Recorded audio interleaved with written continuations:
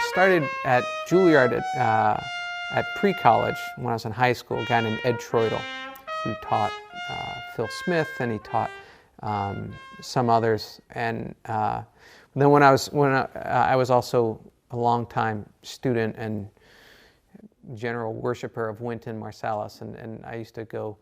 My parents would take me to see him play at the Blue Note or the Vanguard, and then encourage me. My mom would encourage me to go up and talk to him afterwards, and he was always really open to talking to people. And then night after night, like, my mom would be like, go talk to him, go talk to him. And then eventually he was like, kind of got to know me, and I asked him for a lesson. And then that was when I was like 13. So I would kind of, studying with him as much as someone could study. It's like going to shoot hoops with Michael Jordan, And then when I was at Juilliard, I studied with Chris Gecker and then William Vacchiano.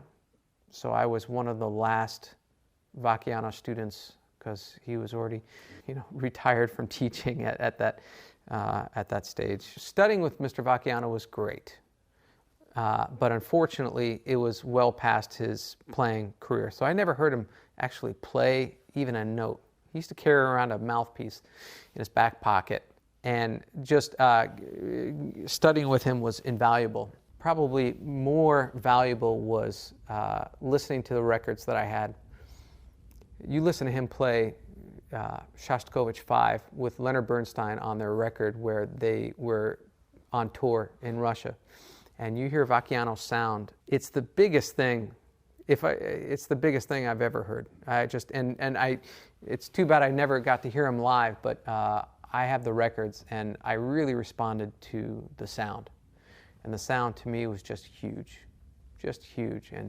and bright and dark at the same time, and exciting and unique. As far as I know, all of his trumpets that he played in the orchestra were Bach. Certainly the C and the D that he played on a lot. That was the sound that I gravitated towards. So he played a Bach.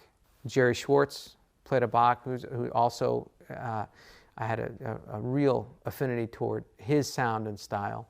Louis Ranger played a Bach, who replaced Jerry for a short time at the Philharmonic, and then finally Phil Smith obviously also played a Bach. So growing up in Long Island, listening to the New York Philharmonic, both live and on record, there's this whole lineage of people playing Bach, and then of course you had Mel at the Met as well playing Bach. In New York, that was the Bach was the sound. The sound. That's what I grew up with, and that's what I aspire to, and that's what I hope to project in my own playing.